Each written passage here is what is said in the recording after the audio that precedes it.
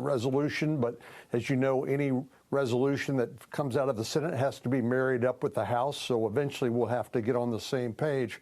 Speaker Johnson has a very thin margin, as you know, and I think he's got the heavier lift.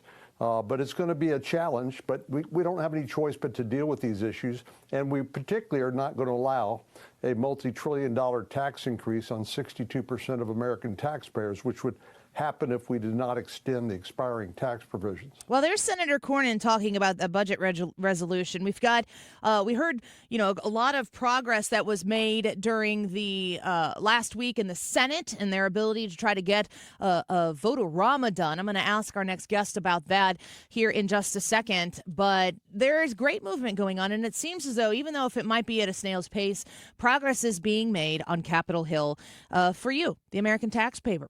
Let's get to our next guest. Ryan Schmelz joins us once again. He is Fox News Radio, Capitol Hill, and White House correspondent. You can find him on X as well. I encourage you to follow him at Ryan Schmelz Fox. Ryan, welcome back to the show. Thanks for being with us again today.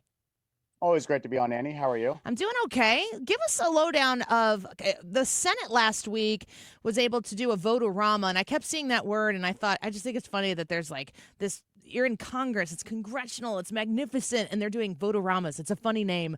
Tell us what took place in the Senate last week. What did the Senate get down to do? Right. So essentially, the Senate took their version of the budget resolution, which is President Trump's agenda items. They have national security in there. They have border security in there, upwards of $300 billion plus for those issues. There's also going to be energy policy that they can insert at a later date. So what they did is that they had an amendment process where members could come out, they could pitch their amendments, they could have debate on that, and then they would vote on it. So after 26 amendments or so were voted on, it took all night long, but around 4 a.m, they finally had a final vote on the budget resolution. It passed with one Republican voting no. That was Rand Paul, because he essentially thinks that this is just a green light for more deficit spending and doesn't do enough to address the deficits that we're facing as a country.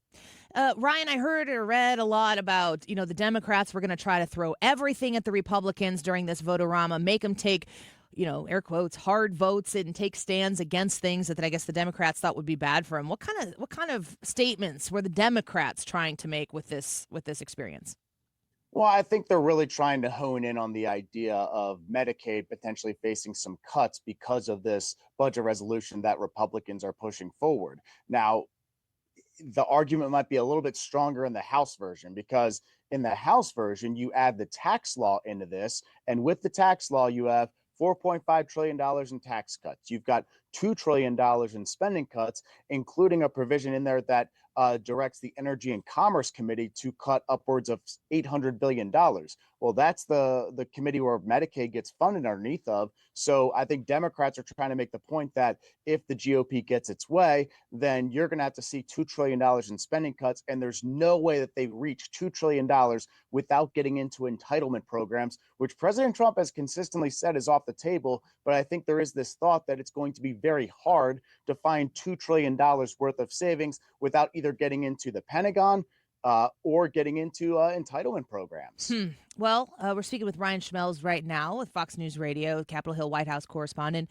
Do we know what the progress is right now in the House? The Senate tried to take care of their end of things. What's the progress with the big, beautiful bill that we hope to see come out of the House? They're expecting a rule vote on this tonight, which is a procedural hurdle that it has to pass. And then they will have a final vote, as of right now, tomorrow. Now, I think there are some rumblings that there's a possibility this bill could get pulled because they may not have the votes to be able to pass this. You already have one member, Victoria Sparks from from Indiana, I should say, coming out and saying that she's officially a no. You've had some other warnings that are thrown out there by some Republicans, but no major hard no's just yet. But here's where the issues are going to come. You may have some conservative members who think it doesn't go far enough, pretty much siding with Rand Paul on that issue. You may have some moderate members who are concerned that this could cut benefits. And you also have some who are maybe pushing back because of the rhetoric that's going towards Ukraine right now, coming from the White House. And also, there could be some other ones out there, especially from the blue states like New York, as well as California and New Jersey, who may have an issue with how much of the state and local tax deduction is going to be included in this. And if it's not, they could be on the verge of being a no too. Is it really Speaker Johnson that's trying to hold this very fragile thing together? Does he have the weight of the presidency behind him to pressure these people into making a yes vote to support it? Well, President Trump has made it very clear this is the version that he likes. So he would prefer them to go ahead and pass the House version instead of going forward with the Senate version, which doesn't include the tax law. So they'd pretty much have to pass a different reconciliation bill at a later date. So President Trump has made it very clear he wants them to pass this, but it doesn't seem like that's been enough to get everybody on board just now. So yes, a lot of the wrangling and the whipping comes from Speaker Johnson. But to the extent that he's getting assists from the White House in terms of making personal phone calls or anything like that, we're not quite sure if that's going on or not. We're speaking with Ryan Schmelz from Capitol Hill. He's a Fox News Radio Capitol Hill White House correspondent. Do you feel as though while people are advocating for their own constituencies, their districts, certainly in the House, a much smaller, much more personal connection there, just due to the size of the representation, do you feel like the purpose and the intent behind the Republicans is to get to that solution, even if it's going to be hard, or are we bursting at the seams yet with our differences? It's hard to tell. I think they all have the same goal in mind for the most part, but I think where they want to take that goal is kind of where I think some of the disagreement comes in. Because I think there are some who just want to get the Tax Cuts and Jobs Act extended at all costs. But then there's others who say, no, no, no, we're not cutting taxes this time. We want to make sure we pay for those taxes. And that's why there was actually a provision that was put in there before that pretty much says that initially they had a $1.5 trillion floor for spending cuts. Well, that got changed to be $2 trillion. And essentially what they're saying is that if we cannot find the savings in order to reach $2 trillion in cuts, then we have to take money away from the tax cuts and use that to offset the difference. That's been a little bit of a disagreement amongst Republicans. It did get into the final form, but those are kind of where some of these disagreements are coming from. It's how we get to that $2 trillion and what's on the table for getting to that $2 trillion. So, well, I think the end game is still kind of the same for everyone. They still have a lot of disagreements about how they get there. Ryan Schmelz speaking with us right now. So let's talk a little bit about DOGE and how the cuts that are being found, or the spending that's being found. A lot of it is through, of course, USAID. Trying to figure out as a constituent here, as a taxpayer, what is, if you find a cut with that agency and you realize we're spending all of these millions and billions of dollars all across the world, and when Elon Musk puts them out there, when a congressman puts them out there and everyone's like, why are we doing that? It makes sense to pull some of that money back. Who's authorizing the spending of those taxpayer dollars at USAID? Is that congressional item by item? How does USAID get the authority to spend the money where they've been spending it? Congress has the power of the purse, so usually that money is authorized through Congress. And keep in mind, I think where some of this waste is coming from that doesn't get talked about enough is that the U.S. government is funded on a CR right now. So essentially, they have been taking probably I forget the last time they actually negotiated a full budget, but they've just been extending the funding and kicking the can down the road consistently from them. One of the arguments that some Republicans will make against CRs like that is that you need to pass a full budget, or sometimes it's an omnibus, sometimes it's the appropriations process, because when you just continue funding the government at its current levels, then you're funding programs and funding parts of the government that might not exist anymore, or you're funding something that's expired or outdated. That's one argument you hear, but USAID is funded through Congress. Yes, all that money has to go through there, and that's where I think the arguments coming from Democrats is that, okay, you can go in there and you can cut this, but Congress has already appropriated this money, so it's illegal for you to go in there and try to make cuts when the law says you have to fund this through a date that's on the table right now. So the way these dollars would be spent is it that USAID gets a lump sum of money? They say this is how much money they're going to get, and then the people within the agency say, okay, now we're going to put 25 million here, 50 million there, so that are we really questioning the judgment of USAID more in a particulars sense than we are the congressional total budget that has been appropriated to USAID? I think it depends on who you ask. I think some people will say that top leadership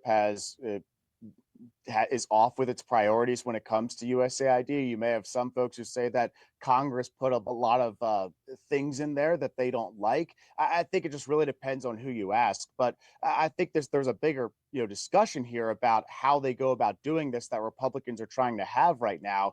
And number one, you have the legality argument because they think that maybe Congress should be the ones that are in charge of implementing some of these DOGE changes that they're trying to make. That would certainly make the legal fights a lot easier for Republicans. And I also think that there have been some who say maybe Elon Musk and Doge need to pump the brakes on some of these layoffs that they're doing. And the one example we keep hearing from both Republicans and Democrats is the USDA, Department of Agriculture, layoff of people who are working on the bird flu. And as you know, the chicken and the egg have become the most political items in the entire country right now because bird flu is one of the biggest contributors to inflation, causing the chicken shortages and the egg shortages we're seeing and the prices to skyrocket. So you have somebody like Susan Collins, a moderate Republican, not exactly a Trump loyalist, but she pretty much said they need to wait for some of these cabinet nominees to get into office first so they can take a more surgical approach, and then you avoid mistakes like that. That's maybe some of the criticism we're hearing from the Republicans on some of the things that Elon Musk is trying here. And Ryan, before we let you go, when it comes to Doge, the money they're trying to claw back, the savings they're trying to acquire for the American taxpayer, I think it was Peter Doocy was asking at a press conference, Trump has suggested 20% in dividend payments. I think Elon suggested that. Donald Trump kind of blessed that when he was on Air Force One, 20% back to the American taxpayer, 20% to the debt, and then the 60% that remainder applied to the next fiscal year. Is that something that needs to be addressed during this current budget discussion that's taking place that hasn't been finalized yet? Or what's the implementation of whatever the result is of the money that comes back via Doge? It sounds like the implementation of Doge and how they're going to codify some of the changes or some of the ideas they have is going to be through the reconciliation process, which will start if they get it passed this week. So that big if right there. They'll go and probably try to do some of that in April and have final passage sometime in May. That's the timeline Speaker Johnson actually just laid out to my colleague Guy Benson at the American First Prosperity Center over there just a couple minutes ago, really. Now, on the other hand, we do have a government funding deadline, which is a totally separate matter, scheduled for March 14th. Both sides have been trying to negotiate a top line number in order to fund the government. We don't know when that's going to be or what that number is going to be, but those are some of the discussions we have going on right now. And that's both sides. That's Republicans and Democrats negotiating that. I don't see any type of Doge reforms being put into that, though I could be proven wrong. But I think a lot of the Doge reforms that they're trying for are going to be focused on this April timeline and this May timeline that Speaker Johnson keeps alluding to. Well, Ryan Schmelz, you've got your hands full there on Capitol Hill, and we're grateful that you share that with us here weekly on the Annie Frey Show. Thank you for the update, and we look forward to whatever we have to talk about next week. Thanks for being with us today. Sounds good, Annie. Thank you. Take care. Bye-bye. Ryan Schmelz, he's the Fox News Radio Capitol Hill correspondent. He's White House correspondent as well. You know how, the colloquialism, it would take an act of Congress. You're like trying to figure out something simple in your life. You've got you're trying to figure out how to improve something at your church, or you're trying to figure out how to make something better in the at work, wherever you are. And they say, it would take an act of Congress to get that done. That means that it would be really, really hard. That's what that colloquialism means. And it's going to take an act of Congress to get all of these things done. It is not an easy thing to do. The Republicans did not earn enough seats in the House of Representatives to make it an easy thing to do. The work is cut out for them. Let's see how good they are at doing their job. And honestly, at the end of the day, probably how good Donald Trump is at putting the pressure on to get the job done. Great to talk to Ryan Schmelz once again. Quick break.